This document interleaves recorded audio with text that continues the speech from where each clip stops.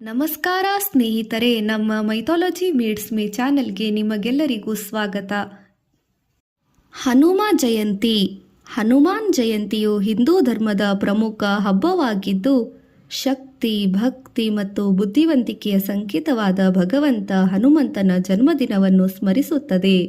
ಇದನ್ನು ಹೆಚ್ಚಾಗಿ ಚೈತ್ರ ಮಾಸದ ಹುಣ್ಣಿಮೆಯೆಂದು ಏಪ್ರಿಲ್ನಲ್ಲಿ ಆಚರಿಸಲಾಗುತ್ತದೆ. ಆದರೆ ಕರ್ನಾಟಕದ ಕೆಲವು ಭಾಗಗಳಲ್ಲಿ ಮಾರ್ಗಶಿರ ಮಾಸದಲ್ಲೂ ಆಚರಿಸುತ್ತಾರೆ. ಈ ದಿನ ಭಕ್ತರು ವಿಶೇಷ ಪೂಜೆ ಹನುಮಂತನಿಗೆ ಸಲ್ಲಿಸಿ ಹನುಮಾನ್ ಚಾಲಿಸ ಪಠಣ ಮತ್ತು ಅನ್ನ ಸಂತರ್ಪಣ ಸಹ ಮಾಡುತ್ತಾರೆ. ಮಾರ್ಗಶಿರ ಹನುಮ ಜಯಂತಿ ಕರ್ನಾಟಕದ ಹಲವು ಭಾಗಗಳಲ್ಲಿ ಮಾರ್ಗಶಿರ ಮಾಸದ ಶುಕ್ಲ ಪಕ್ಷದ ತ್ರಯೋದಶಿ ಎಂದು ನವೆಂಬರ್ ಅಥವಾ ಡಿಸೆಂಬರ್ನಲ್ಲಿ ಹನುಮ ವ್ರತ ಅಥವಾ ಹನುಮಾನ್ ಜಯಂತಿಯನ್ನು ವಿಜೃಂಭಣೆಯಿಂದ ಆಚರಿಸಲಾಗುತ್ತದೆ. 2026 ದಿನಾಂಕಗಳು: ಚೈತ್ರ ಪೂರ್ಣಿಮೆಯ ಹನುಮ ಜಯಂತಿ ಏಪ್ರಿಲ್ 2, 2026 ಬರುತ್ತದೆ. ಕರ್ನಾಟಕದ ವಿಶಿಷ್ಟ ಹನುಮ ವ್ರತ ಡಿಸೆಂಬರ್ 22, 2026 ಆಚರಿಸಲಾಗುತ್ತದೆ. ಹನುಮ ಜಯಂತಿಯ ಪ್ರಮುಖ ಮಾಹಿತಿಗಳು. ಹಿನ್ನೆಲೆ: ಹನುಮಂತನು ಅಂಜನಾದೇವಿ ಮತ್ತು ಕೇಸರಿಗೆ ಜನಿಸಿದನು. ಆತ ವಾಯುದೇವನ ಮಗನೆಂದು ಕರೆಯಲ್ಪಡುತ್ತಾನೆ. ಆಚರಣೆ: ಭಕ್ತರು ಬೆಳಿಗ್ಗೆ ಬೇಗ ಎದ್ದು ಪವಿತ್ರ ಸ್ನಾನ ಮಾಡಿ ಹನುಮಂತನಿಗೆ ಸಿಂಧೂರ, ಮಲ್ಲಿಗೆ ಎಣ್ಣೆ, ವೀಳ್ಯದೆಲೆಗಳನ್ನು ಅರ್ಪಿಸುತ್ತಾರೆ.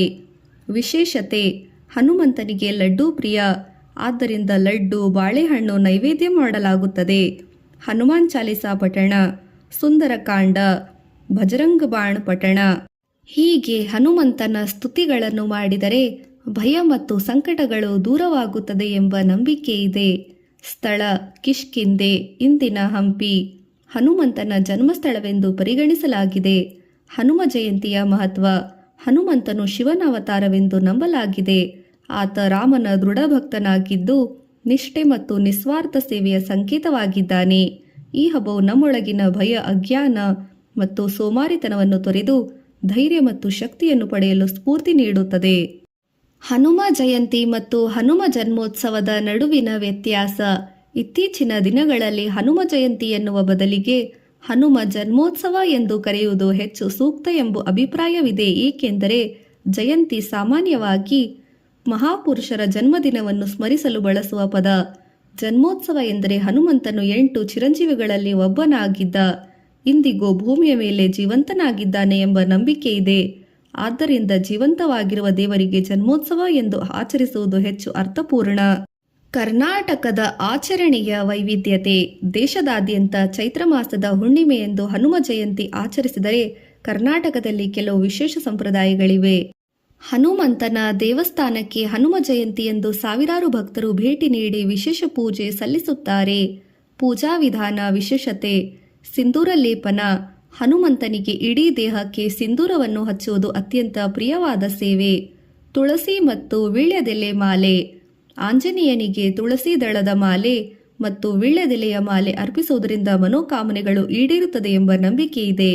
ನೈವೇದ್ಯ: ಕೆಂಪು ಬಣ್ಣದ ಬೂಂದಿ ಲಡ್ಡು, ಬಾಳೆಹಣ್ಣು ಮತ್ತು ಕಡಲೆ ಬೆಲ್ಲವನ್ನು ಪ್ರಸಾದವಾಗಿ ನೀಡಲಾಗುತ್ತದೆ.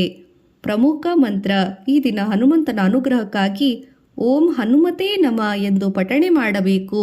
ಮನೋಜವಂ ಮಾರುತತುಲ್ಯ ವೇಗಂ ಜಿತೇಂದ್ರಿಯಂ ಬುದ್ಧಿಮತಾಂ ವರಿಷ್ಠಂ. ಹನುಮಾನ್ ಚಾಲಿಸವನ್ನು 11 ಬಾರಿ ಪಠಿಸುವುದು ಅತ್ಯಂತ ಶುಭದಾಯಕ. ಮಾರ್ಗಶಿರ ಹನುಮ ಜಯಂತಿ ಕರ್ನಾಟಕದ ಹಲವು ಭಾಗಗಳಲ್ಲಿ ಮಾರ್ಗಶಿರ ಮಾಸದ ಶುಕ್ಲ ಪಕ್ಷದ ತ್ರಯೋದಶಿ ಎಂದು ನವೆಂಬರ್ ಅಥವಾ ಡಿಸೆಂಬರ್ನಲ್ಲಿ ಹನುಮ ವ್ರತ ಅಥವಾ ಹನುಮಾನ್ ಜಯಂತಿಯನ್ನು ವಿಜೃಂಭಣೆಯಿಂದ ಆಚರಿಸಲಾಗುತ್ತದೆ. 2026 ದಿನಾಂಕಗಳು: ಚೈತ್ರ ಪೂರ್ಣಿಮೆಯ ಹನುಮ ಜಯಂತಿ ಏಪ್ರಿಲ್ 2, 2026 ಬರುತ್ತದೆ. ಕರ್ನಾಟಕದ ವಿಶಿಷ್ಟ ಹನುಮ ವ್ರತ ಡಿಸೆಂಬರ್ 22, 2026 ಆಚರಿಸಲಾಗುತ್ತದೆ. ಕಿಷ್ಕಿಂಧೆಯ ಮಹತ್ವ: ಹಂಪಿ. ಬಳ್ಳಾರಿ ಜಿಲ್ಲೆಯ ಹಂಪಿಯ ಬಳಿ ಇರುವ ಅಂಜನಾದ್ರಿ ಬೆಟ್ಟವನ್ನು ಹನುಮಂತನ ಜನ್ಮಸ್ಥಳವೆಂದು ಕರೆಯಲಾಗುತ್ತದೆ.